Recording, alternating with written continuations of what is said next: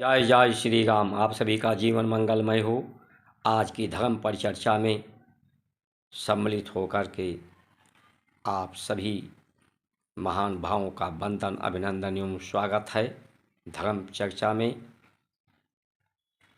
अपना अमूल्य समय इस वीडियो को पूरा देखकर सब्सक्राइब, लाइक, शेयर, फॉलो करके अपना सहयोग भारत की संस्कार संस्कृति के उत्थान में देने की कृपा करें,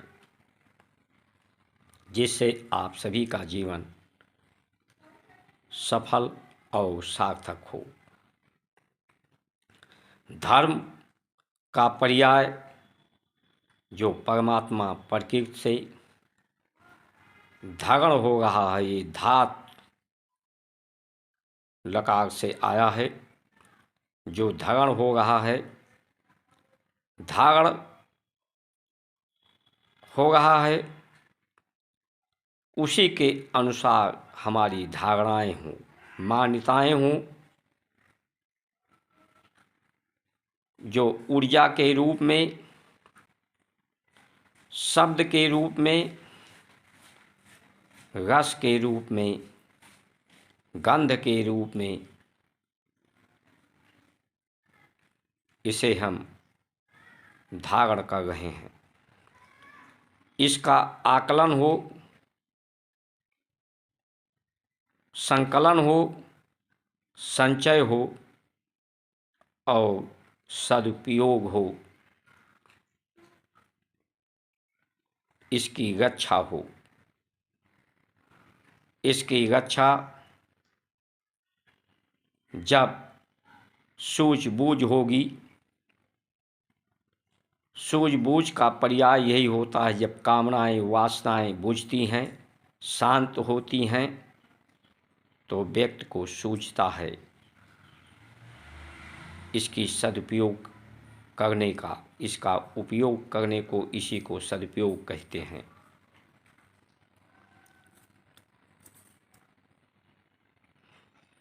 ज़्यादा बोलने से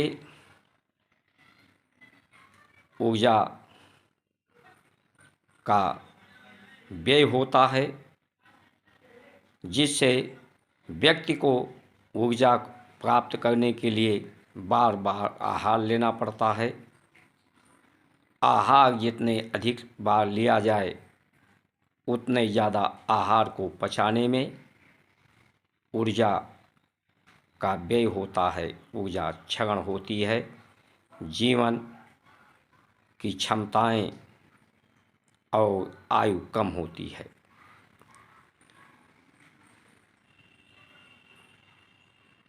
इसीलिए मौन रहने की बात कि उतना ही बोला जाए जितनी सोच समझ कर बोला जाए, जो लोगों के लिए ऐसी वाणी बोलिए मन का आपा खोए, औरों को शीतल करे आपहु शीतल होए। इतना ही बोला जाए।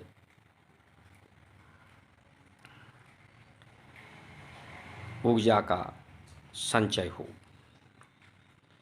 लेकिन आज की जो मान्यताएं, धारणाएं होती जा रही हैं, इसीलिए धर्म को लोग स्वीकार नहीं कर पा रहे हैं, क्योंकि आज की मान्यताएं, धारणाएं होती जा रही हैं जेंटिलमैन की। जेंटिलमैन वही जो सूट बूट टाई कोट में हो, गाड़ी बंगला हो, बैंक बैलेंस हो, 2-4 सुरक्षा कर्मी हों उसके, 4-6-10 चाटुकार उसके हों, वाह वाह करने वाले, नमस्ते करने वाले, अधिक बोलने वाला, जिससे वो अपनी ऊर्जा का क्षय करता है, अपने जीवन को क्षय करता है।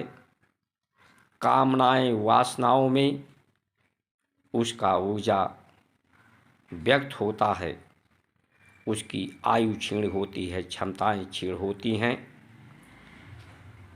और देश के अधिक से अधिक लोगों के अधिकार जीवन के संरक्षित नहीं रह पाते, उनके अधिकारों पर उनके जीवन पर एक तरह से वो अधिकार प्राप्त कर लेता है। करना के तरफ प्रेरणा उसे लोग दे रहे हैं। अंग्रेजी एक ऐसी भाषा है जो बोलने से सबसे ज़्यादा ऊर्जा का व्यय होता है और संसार के सभी तत्वों का, सभी संबंधों का ये व्याख्या ही नहीं कर पाती। जैसे अंकल आंटी, वही चाचा मौसा ताऊ फूफा, सबके लिए मौसा मौसी फूफा बुआ सबके लिए एक ही शब्द, जबकि ये अलग अलग रिश्ते हैं, अलग अलग संबंध हैं। ऐसा कहना एक तरह से भारतीय भाषा में अभद्रता है। लेकिन आज जो अभद्रता करे, जीवन को जो बर्बाद करे, आयु को छीड़ करे, उसी को जेंटलमैन, उसी को कामयाब जीवन, उसी की समझी जाती है। इसीलिए जब बच्चे स्कूल में पढ़ते हैं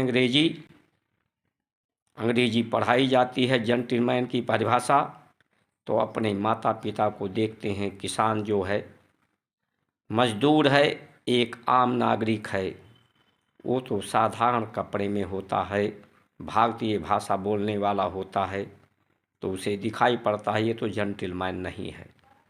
जेंटलमैन नहीं है तो ये मूर्ख है। क्यों इससे कुछ सीखा जाए, जाना जाए, इसका आदर सत्कार किया जाए, संस्कार संस्कृति का सत्कार किया जाए, क्योंकि इसके द्वारा तो जेंटलमैन बना ही नहीं जा सकता। ये तो मूर्ख है, मूर्ख ही बनाएगा। व्यक्ति वही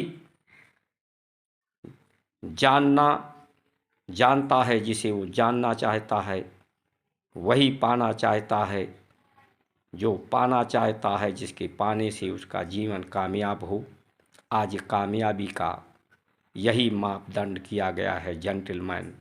तो एक तरफ हम भारत की धर्म संस्कार संस्कृति की बात करते हैं, जिससे देश समृद्धशाली होता है, व्यक्ति समृद्धशाली होता है, महान होते हैं,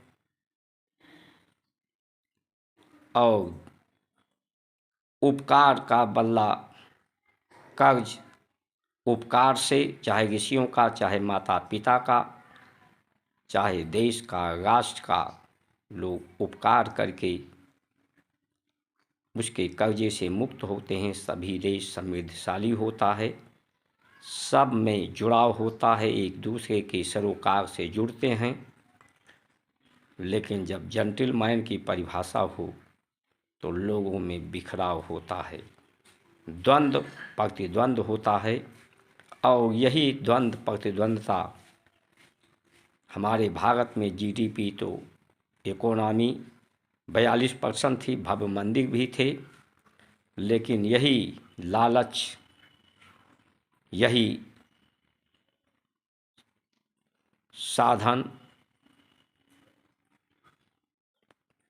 भोगी लोग झूठी सम्मान प्राप्त करने के लिए विदेशी आक्रांतों के साथ में थे, जिससे भारत गुलाम हुआ, मंदिर तोड़े गए।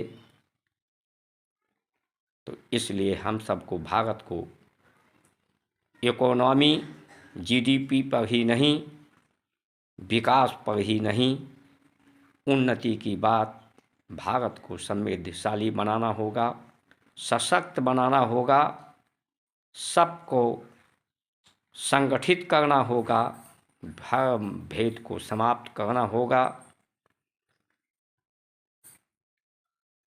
व्यय को कम करना होगा, जीवन को व्यर्थ होने से, बीमार होने से बचाना होगा, अन्याय से बचाना होगा, सबको न्याय मिले, सबका जीवन सार्थक हो। इन्हीं वचनों के साथ आप सभी का सुमंगल कामना करते हुए जय श्री राम।